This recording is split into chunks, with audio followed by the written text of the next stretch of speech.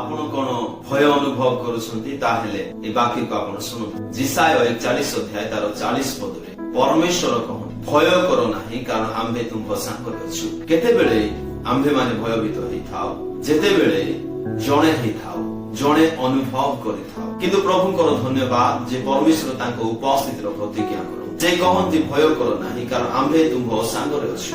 ଆମ୍ଭେ ତୁମ୍ଭର ସାଙ୍ଗରେ ଅଛୁ।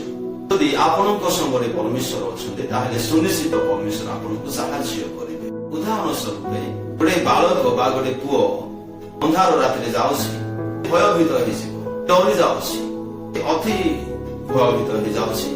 ସେ ଜଣେ ଅଛି, ଅନ୍ଧାର ରାତି କଣ ହେଇଯିବ, ଏକ ଚିନ୍ତା ଭାବନା এই প্রকার ভাବରେ ସେ ଡରି ଯାଉଛି।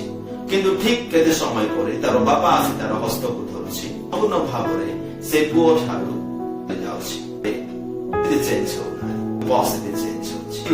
ଯଦି ଆପଣ ଭୟକୁ ଅନୁଭବ କରୁଛନ୍ତି ମନେ ରଖନ୍ତୁ ପରମେଶ୍ୱର ଆପଣଙ୍କ ସହିତ ଅଛନ୍ତି। ଏଠାରୁ ଆପଣଙ୍କର ଭୟକୁ ଧ୍ୟାନ କରନ୍ତୁ ନାହିଁ, ପରମେଶ୍ୱରଙ୍କର ଉପସ୍ଥିତିକୁ ଧ୍ୟାନ କରନ୍ତୁ। ପରମେଶ୍ୱରଙ୍କର ଉପସ୍ଥିତିକୁ ଧ୍ୟାନ କରିବେ।